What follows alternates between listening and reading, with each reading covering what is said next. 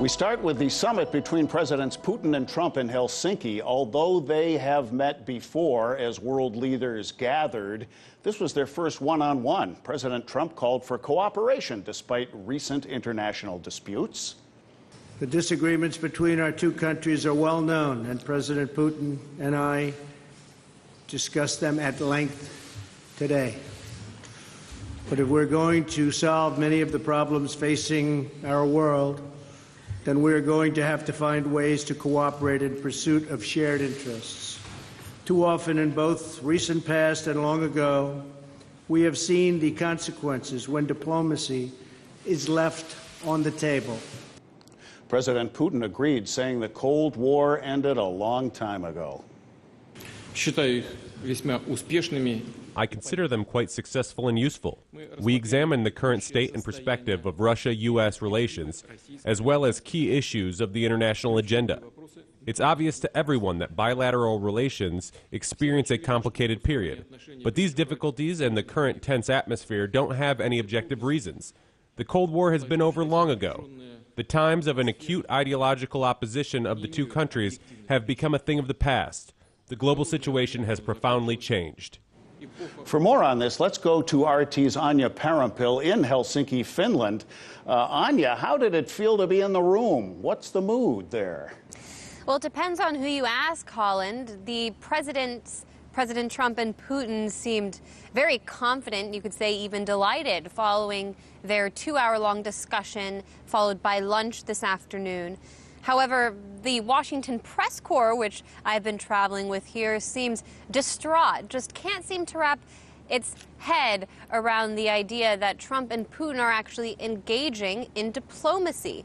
And that's because they're distracted by the indictment, which came down on Friday from Special Counsel Robert Mueller concerning the Russiagate probe. We know Mueller charged 12 alleged Russian intelligence operatives with the alleged hacking of the DNC server. And being on the American side of the press event today, Holland, was a little bit like being in a jungle of parrots. All you could hear was indictment, indictment. Russia hacked our democracy or attacked us. You could even hear people making allegations like that during the 2016 presidential election. No discussion of Korea, the Joint Comprehensive Plan of Action or Iran deal, Syria, Ukraine, nuclear power, or any other issue these two very powerful world leaders may have been discussing. But when the question of this latest indictment was raised, President Putin actually said he's willing to cooperate with Mueller's investigation. We can offer that the appropriate commission headed by Special Attorney Mueller, he can use this treaty as a solid foundation and send a formal and official request to us so that we would interrogate and hold the questioning of these individuals who he believes privy to some crimes. And our law enforcement are perfectly able to do this questioning and send the appropriate materials to the United States. Moreover, we can meet you halfway. We can make another step. We can actually permit the official representatives of the United States, including the members of this very commission headed by Mr. Mueller. We can let them into the country and they will be present for this questioning. But in this case, there is another concession. This kind of effort should be a mutual one. It's a remarkable offer there from the Russian president, but will it be good enough for the D.C. press corps, which seems dedicated to labeling President Trump Putin's puppet? Then again, for those of us who have been following Trump's actions as president closely, that's a bit of an absurd accusation to begin with. During a June meeting with Trump National Security Advisor John Bolton, Russian President Vladimir Putin reportedly remarked, quote, "I regret to say that American-Russian relations are not in the best shape."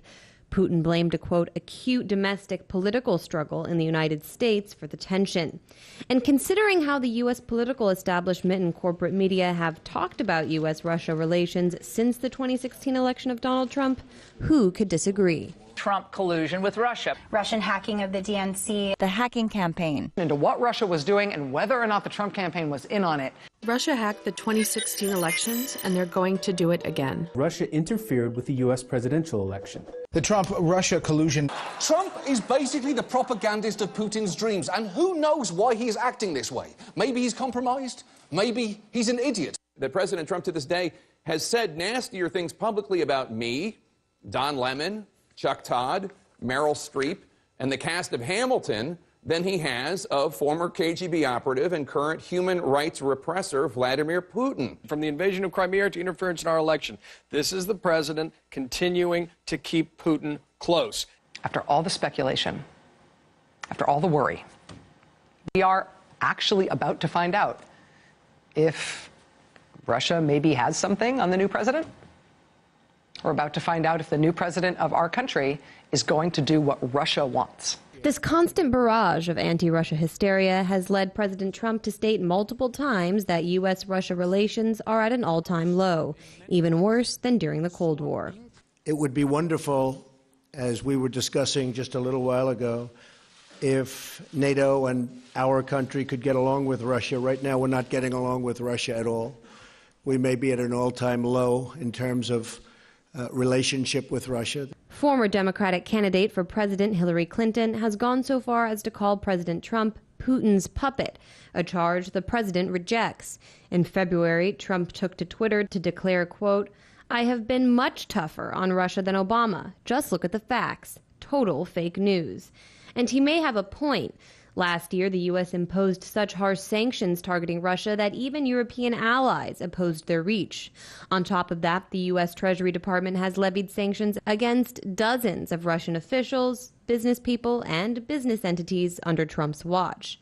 Additionally, the Trump administration has launched a full-scale diplomatic war with Russia, expelling 60 Russian diplomats and shutting down 2 Russian consulates, one in San Francisco and one in Seattle. What's more, Trump has gone so far as to strike Syrian military airfields, an escalation Obama never even attempted. In February, a U.S. airstrike reportedly killed several Russian military contractors in the Syrian province of Deir ez-Zor, though neither Moscow nor Washington confirmed the news. In January, we learned the Trump administration was seeking to loosen restrictions on the development of low-yield or tactical nuclear weapons, as well as develop a new medium-range cruise missile. Such a weapon would not be allowed under the existing Intermediate-Range Nuclear Forces Treaty signed by President Ronald Reagan and Soviet leader Mikhail Gorbachev in 1987. And perhaps most significantly, in December, the president approved the sale of lethal weapons to Ukraine. In April, the U.S. confirmed it delivered Javelin anti-tank missiles to Ukrainian nationalist troops battling Russian-backed separatists in the country's east. It's hard to see how any of these actions would have been possible if Putin was indeed pulling Trump's strings. Still, Russia's top diplomat remained hopeful in the lead-up to Helsinki. The ideal outcome would be to agree to engage all the channels on all the issues which are divisive on the one hand, trying to see whether we can get closer on those exact topics, and also on those issues where we now can usefully cooperate for the sake of interests of the two countries and for the sake of interest of international community, like strategic stability, for example. So, Anya, did Lavrov have reason to be optimistic? It certainly seems that way, Holland, considering President Trump said the meeting went very well and was, quote, deeply productive. Now, that's despite the fact that no joint declaration came out of this summit, which would spell out some concrete steps these two leaders now plan on taking in terms of working together on major global issues. However, President Trump did say he'll continue to choose peace over politics. I would rather take a political risk in pursuit of peace than to risk peace in pursuit of politics.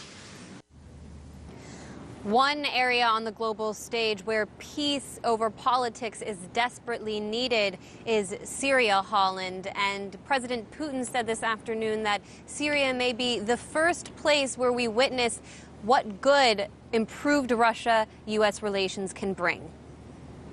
As far as Syria is concerned, the task of establishing peace and reconciliation in this country could be the first showcase example of this joint work. Russia and the United States apparently can act proactively and assume leadership on the issue, and organize the interaction to overcome humanitarian crisis and help UN refugees back to their homes. President Trump said ahead of this meeting that U.S.-Russia relations were at the worst point ever in history, and that seems to have changed as of today, though both leaders say this is only the beginning of what will have to be a long-term process of reestablishing communication and trust. And they certainly have their fair share of challenges ahead, one of them being to convince the Washington press corps that diplomacy is in fact a good thing. Back to you. Hey YouTube, thanks for checking out our channel. We hope you enjoyed the video. We have tons of content for you just like this. For more of RT America's one-of-a-kind news and analysis, be sure to subscribe and never stop questioning more.